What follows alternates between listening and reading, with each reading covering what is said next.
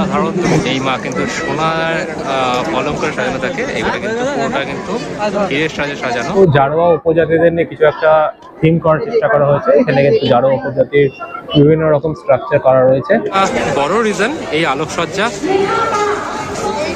যার কারণে কিন্তু দূর দূরান্ত থেকে মানুষ এই চন্দননগরে লাইটিং দেখতে আসে। লাইটিং এর উপর কিন্তু সম্পূর্ণ কাজ অসাধারণ কিন্তু লাগছে, দেখতে পাচ্ছ। হ্যালো গাইস, কেমন আছো সবাই? আশা করি সবাই খুব ভালো আছো। আজকে চলে এসেছি চন্দননগরে। আজকে হচ্ছে পঞ্চমী। আজকে তোমাদের চন্দননগরের আশেপাশে কয়েকটা জায়গায় ঘুরে দেখাবো, কয়েকটা প্যান্ডেল ঘুরে দেখাবো। রাদার আমি একদম রয়েছি চন্দননগর স্টেশনের পাশে। স্টেশনের পাশ থেকে যে যে প্যান্ডেলগুলো রয়েছে, কেমন কিভাবে তোমরা দেখবে, কেমন কি প্যান্ডেল করেছে, সমস্তটা তোমাদের দেখাবো। তোমরা ভিডিওটা স্কিপ না করে শেষ অবধি দেখতে থাকো, আশা করি তোমাদের ভালো লাগবে।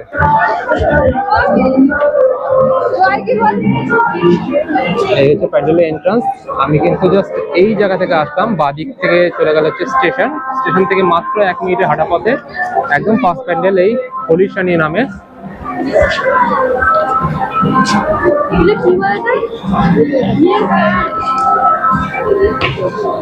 পুরো প্যান্ডেলটা দেখতে পাচ্ছ এরকম সাজসজ্জিত। এই হচ্ছে দেখতে পাচ্ছ ভেতরের সাজসজ্জা কতটা সুন্দর। কলকাতার দুর্গাপুজোর থেকে কিন্তু কোনো অংশে কম নয়। চারদিকে কিন্তু এরকম মুভিং কিছু স্ট্রাকচার রয়েছে। আর সামনে রয়েছে আমাদের সবার প্রিয় জগদ্ধাত্রী মা। তো এটা কিন্তু জাস্ট প্রথম প্যান্ডেল। এখানে কিন্তু পঞ্চমীর দিনে ভিড় দেখতে পাচ্ছ। আর মেন যে এখানকার আকর্ষণ সেটা কিন্তু হচ্ছে চন্দননগরের লাইটিং। এই হচ্ছে চন্দননগরের লাইটিং। পুরো রাস্তাটা কিন্তু এরকম আলোকসজ্জায় সজ্জিত। আর আজকে পঞ্চমীতেই এই অবস্থা, বলতে পারছো। তবে রবিবার, যেহেতু রবিবার বলেও ভিড় অনেকটা রয়েছে। মেন পুজো রয়েছে কিন্তু বৃহস্পতিবারে, নবমীর দিন। দেখতে দেখতে কিন্তু চলে আসলাম চন্দননগরের দ্বিতীয় প্যান্ডেলে। এই রাস্তা থেকে চলে হেঁটে আসলাম 5 মিনিটের হাঁটা পথে। প্রথম প্যান্ডেল তোমাদের দেখালাম, তারপরে কিন্তু এই দ্বিতীয় প্যান্ডেল।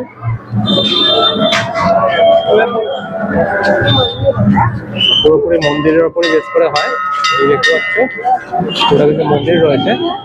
আর একটা প্রতিমা কিন্তু মানে এক্স ওয়ার্কার এতটা বড় আর এতটা সুন্দর। দেখো সামনে গিয়ে দেখানোর চেষ্টা করছি। যে মণ্ডপের নাম হচ্ছে কিন্তু কটকপাড়া।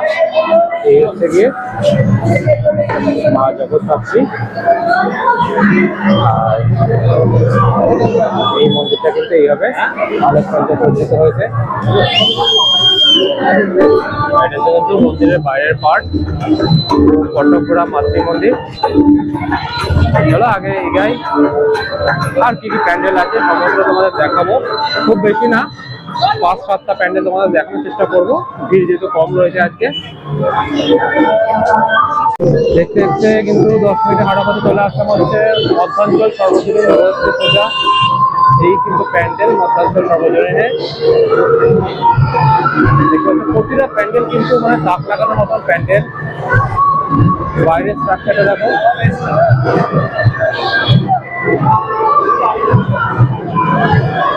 কিন্তু বাইরের স্ট্রাকচার।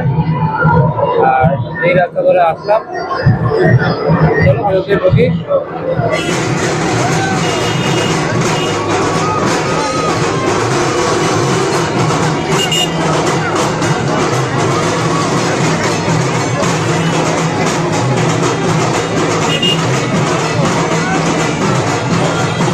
এই হচ্ছে গিয়ে চন্দননগরের আলোকসজ্জা।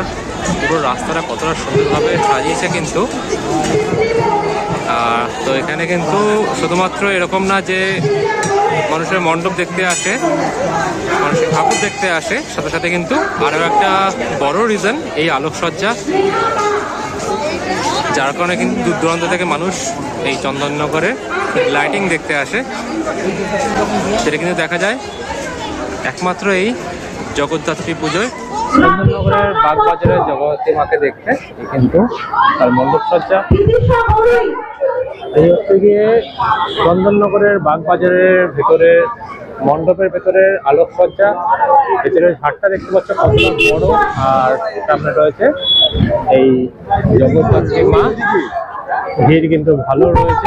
এখন কিন্তু বাজে প্রায় সন্ধ্যে 7:20 মতন।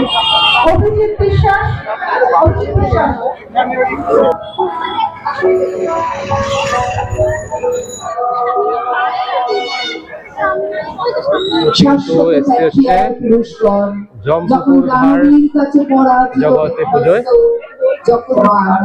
তখন ব্রহ্মা বিষ্ণু মহেশ্বরের পরামর্শে অপূর্ব রণদেবী নির্মিত হলেন। নারী গর্ভজাত সাধারণ এই মুহূর্তে কিন্তু রয়েছে হচ্ছে গিয়ে পালপাড়া সার্বজনীন জগতে পুজোতে। আর লাইটিং এর উপর কিন্তু সম্পূর্ণ কাজ অসাধারণ কিন্তু লাগছে, দেখতে পাচ্ছ। তো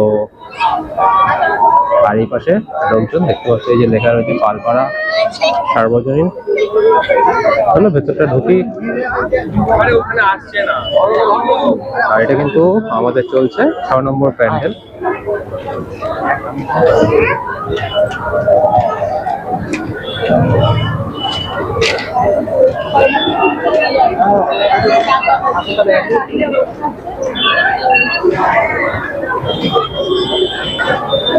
সোশ্যাল মিডিয়া নিয়ে কিছু একটা সংকেত দিতে চেয়েছেন ওনারা, সেরকম কিছু একটা থিম রয়েছে। এখানে সেলফি স্টিক, রিং লাইট থেকে শুরু করে এখানেও কিন্তু বেশ কিছু চিত্র দেখানো হয়েছে। সোশ্যাল মিডিয়া নিয়ে ঝগড়া ঝামেলা যেগুলো এই সময় হয়ে থাকে, ছোটদের বাচ্চাদের মাথায় ফেসবুক ঢুকে থাকে, পাবজি ঢুকে থাকে, সেরকম কিছু একটা থিম কিন্তু ওনারা চেষ্টা করেছেন। তো ইউনিক কনসেপ্ট কিন্তু হচ্ছে কিন্তু মাতৃ প্রতিমা পালপাড়া সার্বজনীনে। প্রতিটা মাতৃ প্রতিমার মুখগুলো কিন্তু অসাধারণ, আর প্রতিটা মাতৃ প্রতিমার সাইজগুলো কিন্তু সেম টাইপেরই। দেখো পালপাড়া দেখার পর কিন্তু চলে আসলাম চন্দননগরের ওয়ান অফ দ্য ফেমাস পুজো প্যান্ডেল হেলাপুকুরে। আর খুবই নিখুঁত কাজ, সূক্ষ্ম কাজে কিন্তু করা এই প্যান্ডেল। দেখতে পাচ্ছ ড্রাগন দিয়ে কিছু একটা করার চেষ্টা করেছেন ওনারা। পুরোটা কিন্তু জারোয়া উপজাতিদের নিয়ে কিছু একটা থিম করার চেষ্টা করা হয়েছে। এখানে কিন্তু জারোয়া উপজাতির বিভিন্ন রকম স্ট্রাকচার করা রয়েছে। সামনে রয়েছে একটা ড্রাগন। আর এই হেলাপুকুরের মাতৃ প্রতিমাটা কিন্তু একেবারেই অনন্য, অসাধারণ। তুমি দেখো, তোমরা দেখতে পাচ্ছ, মানে আলোকসজ্জায় সজ্জিত। আর এটা এবারে কিন্তু হেলাপুকুরের সবথেকে বড় আকর্ষণ। এই মা কিন্তু সোনার অলঙ্কারে সাজানো থাকে, এবারে কিন্তু পুরোটা কিন্তু হীরের সাজে সাজানো। তো এটাই কিন্তু এইবারে এত বড় আকর্ষণ। আর এই জন্য কিন্তু মার প্রতিমাটা যে আলোকসজ্জা এতটা চকচকে, এতটা সুন্দর। আর প্যান্ডেলের কাছে তোমরা দেখতেই পাচ্ছ, যার জন্য কিন্তু এই প্যান্ডেল এতটা বেশি ফেমাস।